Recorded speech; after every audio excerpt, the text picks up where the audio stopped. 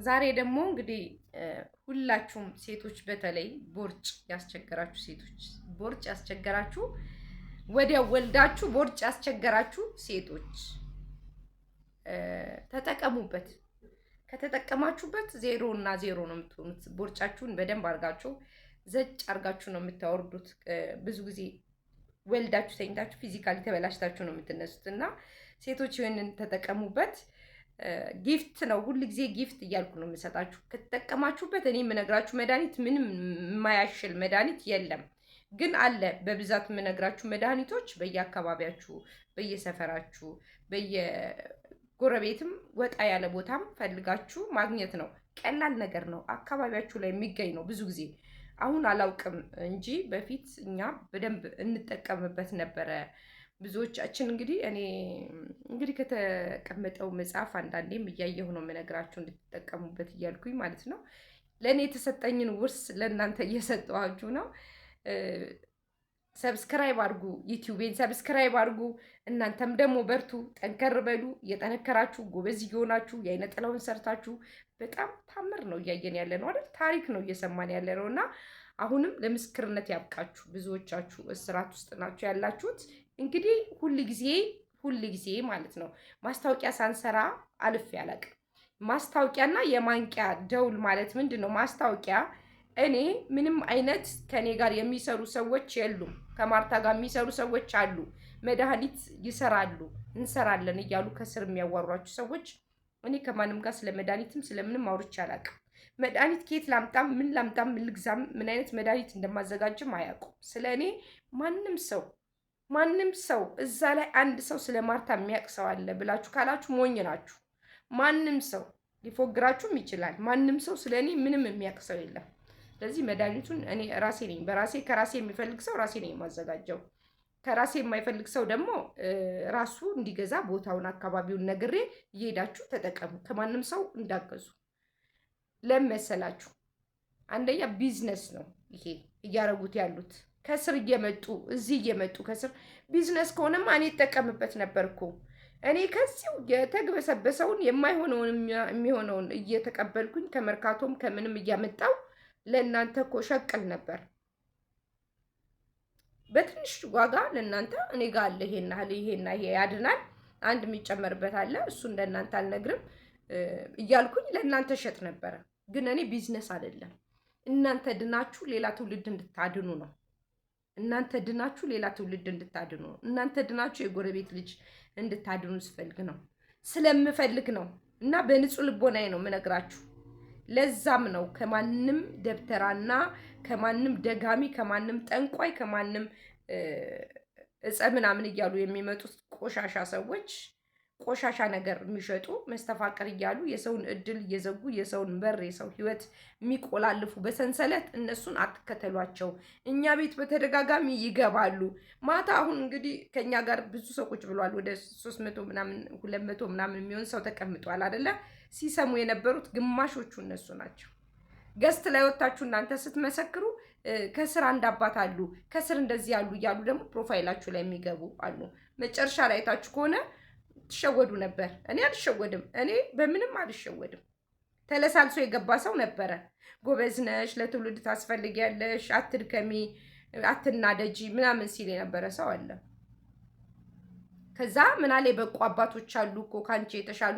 እኔ ከበቁ አባቶች ከኔ የተሻሉ አባቶች የሉም አላልኩኝም። ውጡና አስተምሩ፣ ትውልድን አድኑ። በቃ እኔ በቻልኩት እንግዲህ ባህላዊ መድኃኒታችን አለ፣ መድኃኒታችን ይጠቀሙ። እሱን እናግዛቸው፣ የምናውቀውን እንርዳቸው። ቢዝነስ ብቻ አይደለም። ከዚህ ከደሃ ህዝብ ላይ ገንዘብ አትልቀሙ፣ አታሳዱ። መጠቀም የፈለገ ሰው ራሱ አዘጋጁልኝ ብሎ ይጠቀም።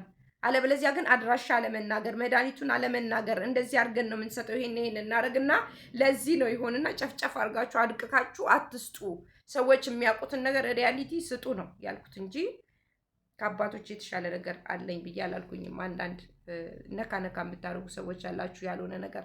ዛሬ ግን እንግዲህ የቦርጭ መድኃኒት እንደነገርኳችሁ እህቶቼ በደንብ አዳምጡ። ቦርጭ ይጠፋል።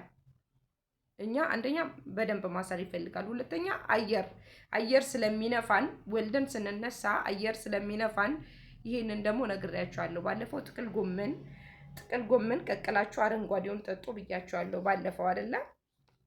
ዛሬ ደግሞ እንግዲህ አርመጉሳ ታውቃላችሁ?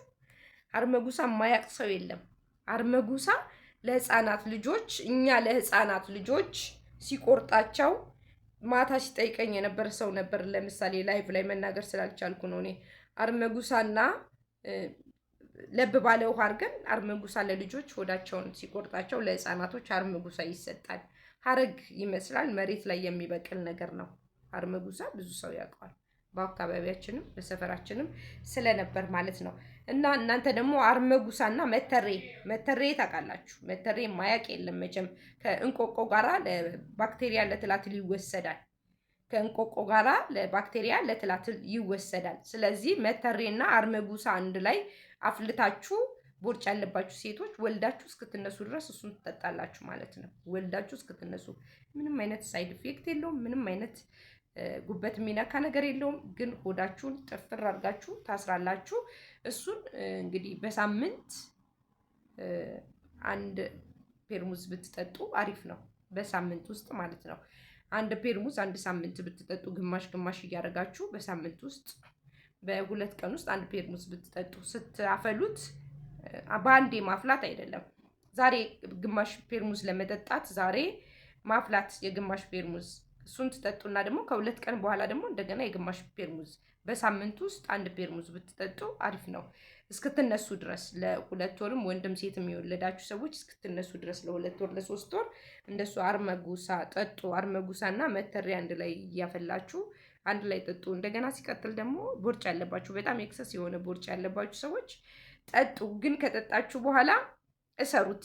እናንተ መቼ ነው የምትጠጡት? ባዶ ሆዳችሁን ጠዋት ጠዋት ነው የምትጠጡት። ባዶ ሆዳችሁን ጠዋት ጠዋት ባዶ ሆዳችሁን ትጠጣላችሁ። አራሶች እንኳን ምግብ በልታችሁ ከምግብ በኋላ ነው የምትጠጡት። እናንተ ምግብ በልታችሁ አራስ ስለሆናችሁ ምግብ በልታችሁ ከምግብ በኋላ መተሬና አርመጉሳ የፔርሙዝ ግማሽ ጠጡ። ሆዳችሁን እሰሩ። ያልሆናችሁ ደግሞ ጠዋት በባዶ ሆዳችሁ ለብ ባለ ውሃ የተበጠበጠ አርመጉሳውንም መተሬው ይወቀጥና በሾርባ ማንኪያ ይጨመርና ወዲያው በጥብጣችሁ ትንሽ ደቂቃ ታቆዩትና ጭልጥ አድርጋችሁ ትጠጣላችሁ። ፓውደሩ ዱቄቱ ማለት ነው። መተሬና አርመጉሳ እንደሱ አድርጋችሁ ጠጡ። ቦርጭ ደህና ሰንበት። የምን ሆድ መነፋት፣ የምን ቦርጭ፣ የምን ከኛ ጋር መታገል ነው። ተከምረን እንደዚህ ሴቶች በተለይ ውበታችን ፊዚካሊ ስለሚያበላሸን እንደሱ አድርጋችሁ ተጠቀሙና ቦርጫችሁን አጥፉ። ዩቲዩቤን በደንብ አዳምጡት።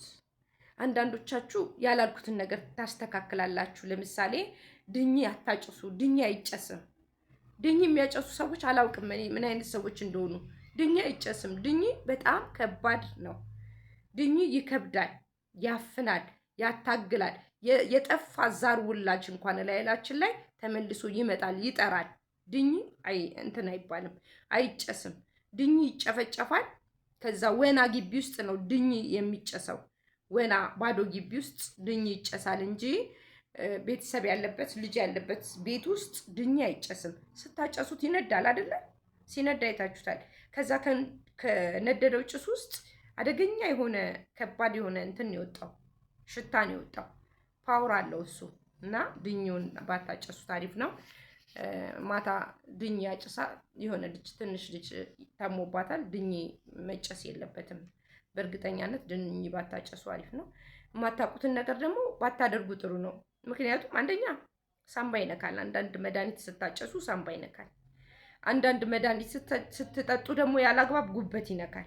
ስለዚህ የአበሻ መድኃኒት ዶዙ መጠኑ ስለማይታወቅ ዝም ብላችሁ በራሳችሁ ፍልስፍናና በራሳችሁ ፍቃድ የምትወስዱ ሰዎች ማርታ ተጠያቂ እንዳልሆነች ይወቁ። ምክንያቱም እዚህ ላይ እየነገርኳችሁ ነው። ማለት ማንም አይጠይቀኝም ሲጀመር፣ ግን በእግዚአብሔር ዘንድ እኮ ያስጠይቀናል። ይሄንን ተጠንቀቁላችሁ ነው። እንደዚህ ባታደርጉ ይመረጣል። ያልኳችሁን በደንብ ብታዳምጡ፣ ከረሳችሁት እንኳን ተመልሰን ወደኋላ ገብተን ነው ማየት ያለብን እንጂ ቀጥታ ያልተባልነውን ነገር የምናደርግ ከሆነ አሁንም ስህተት አለ ማለት ነው። እና እንደሱ አታድርጉ። ሰብስክራይብ አድርጉ። ዋቻውሩን አጫውቱልኝ፣ አዳምጡልኝ ትንሽ ደቂቃ። እስከ መጨረሻው ደግሞ ብሰሙት ደስ ይለኛል ዩቲዩቤ